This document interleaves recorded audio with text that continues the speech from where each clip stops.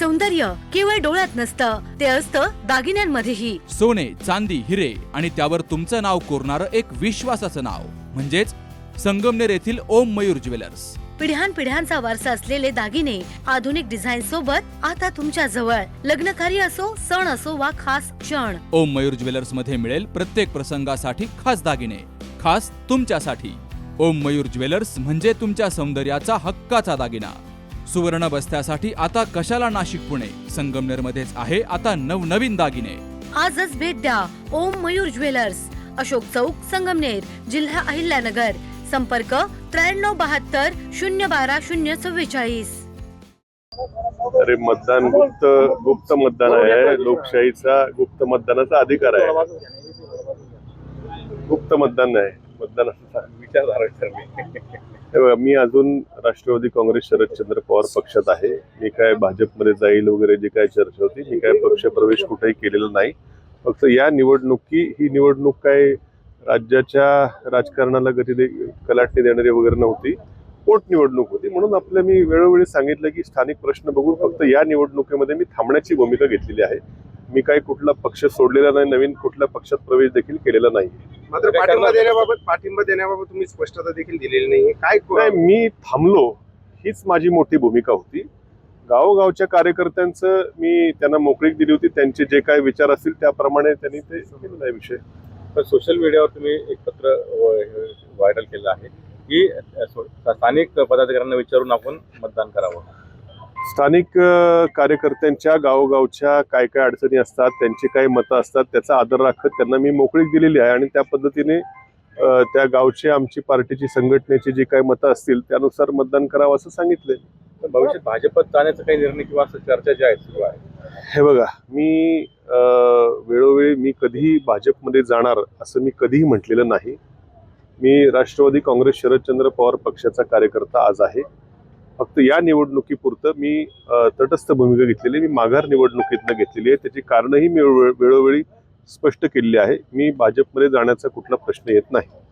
सुजय विखेंचं असं स्टेटमेंट आहे की तुम्ही थांबलात, तुमचं अभिनंदन केलं आणि प्राजक्त तनपुरे हे आता आमच्या सोबत आहेत असं त्यांनी स्पष्ट वक्तव्य. हे बघा, थांबल्याबद्दल आभार मानले मी समजू शकतो. बाकी माझ्याबद्दल त्यांचं काय मत असेल हे आपण त्यांना विचारलेलं जास्त सोयीस्कर पडेल. मी फक्त कुठलंही मत या निवडणुकीमध्ये व्यक्त केलेलं नाहीये. मी माघार निवडणुकीतनं घेतलेलं आहे. ती वेळोवेळी मी माझी भूमिका स्पष्ट केलेली आहे. मी कोणाच्याही स्टेजवर गेलेलो नाही. याचा असा अर्थ होत नाही की मी भाजपमध्ये प्रवेश केला. कालपासून एक बातमी फिरते की ईडीचा काहीतरी निकाल आला, ईडीच्या न्यायालयाचा. काय नेमकी त्यात वास्तविकता आहे? हे बघा, ईडीचा निकालाचा आणि या निवडणुकीचा जर कोणी संबंध लावत असेल तर त्याचा अर्थार्थी कुठलाही संबंध नाहीये. ईडीचा केस माझ्या एकट्यावर नव्हती. राज्यातले जवळपास 50-60 जण त्याच्यामध्ये होते आणि 1 वर्षभरापूर्वीच जे आर्थिक गुन्हे शाखा आहे त्यांनी सुमारे 1 वर्षभरापूर्वी याच्यामध्ये क्लीन चिट दिली होती किंवा क्लोजर रिपोर्ट सादर केला होता. तो क्लोजर रिपोर्ट न्यायालयाने म्हणजे हा क्लोजर रिपोर्ट दिला त्यावेळेस स्वर्गीय शिवाजीराव कर्डिले यांचं निधन देखील झालेलं नव्हतं. म्हणजे पोटनिवडणूक लागेल हा कुठला विषय देखील नव्हता. 1 वर्षभरापूर्वी आर्थिक गुन्हे शाखेने महाराष्ट्र राज्य सरकारच्या क्लीन चिट दिली होती. त्याचा न्यायालयाने स्वीकार हा 2-3 महिन्यापूर्वी केला आणि त्या आधारावरती काल ईडीच्या न्यायालयाने निकाल दिला की मूळ गुन्हा जर नसेल तर ईडीला पुढे तपास करता येणार नाही. या मुद्द्यावरती कालचं फक्त झालं. याचा आणि या निवडणुकीचा अजिबात अर्थार्थी संबंध नाहीये. जे लोक हा संबंध जोडतात त्यांना काय तुम्ही सल्ला द्याल? नाही म्हणजे नीट माहिती घ्यावी, नीट अभ्यास करावा. या निवडणुकीचा आणि ईडीचा मी सांगितल्याप्रमाणे अर्थार्थी कुठेही संबंध येत नाही. वर्षभरापूर्वीच जर EOW किंवा इकॉनॉमिक ऑफेन्स विंग जे महाराष्ट्र शासनाचं आहे त्यांनी 1 वर्षभरापूर्वीच याच्यामध्ये क्लोजर रिपोर्ट सादर केलेला आहे. वर्षभरापूर्वी सादर केलेला क्लोजर रिपोर्ट फक्त काही तांत्रिक बाबी त्याला पुढं थोडा वेळ लागला आणि काल त्या गोष्टी क्लिअर झाला. याचा अर्थ या निवडणुकीशी संबंध जोडणं हे दुरान्वये देखील या निवडणुकीशी संबंध नाहीये.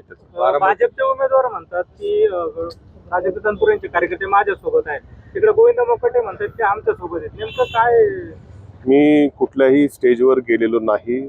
कार्यकर्त्यांनी त्यांची काय गावातली परिस्थिती असेल, गावातले स्थानिक राजकारण असेल ते बघून त्या ठिकाणी निर्णय घेतला असेल. मी कुठल्या स्टेजवर तुम्हाला दिसलोय का काय? त्यामुळं कृपया माझा भाजप प्रवेश तुम्ही लोक करू नका.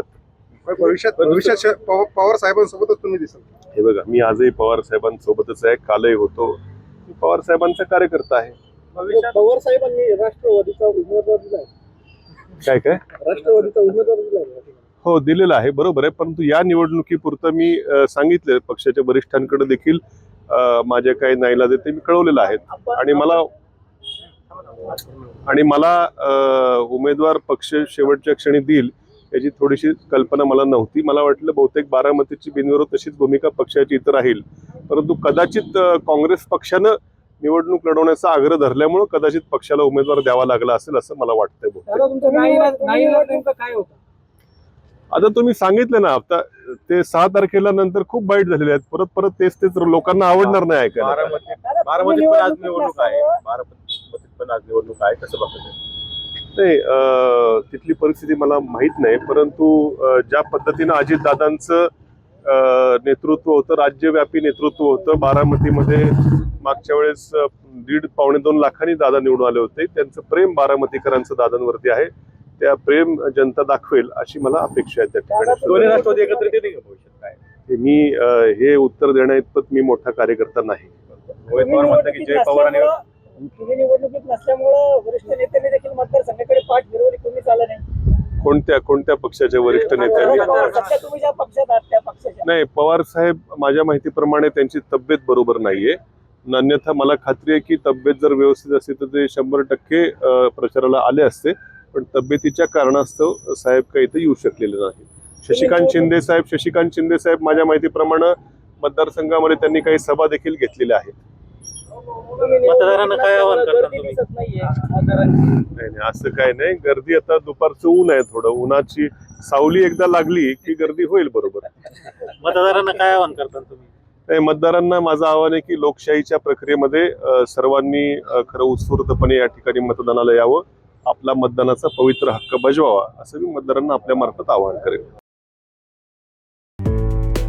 डॉक्टर पावसे अर्धांगवायू पुनर्वसन आणि निसर्गोपचार केंद्र. निसर्गरम्य आणि प्रदूषणमुक्त वातावरणात 20 कॉटचे उत्तम मशिनरी आणि सर्व सुविधा उपलब्ध असलेले सुसज्ज निसर्गोपचार केंद्र. अर्धांगवायू, मान, पाठ, कंबर आणि सांधेदुखी, हातापायांना मुंग्या येणं, टाचदुखी, चेहऱ्याचा पॅरालिसिस, ॲक्युपंक्चर, फिजिओथेरपी, जलचिकित्सा, बाष्पचिकित्सा, योग चिकित्सा, मालिश चिकित्सा, चुंबक चिकित्सा, आहार चिकित्सा आणि माती चिकित्सा. संपर्क डॉक्टर रमेश पावसे, ठिकाण हिवरगाव पावसा, रायतेवाडी रोड, तालुका संगमनेर. संपर्क 9623 25 67 22.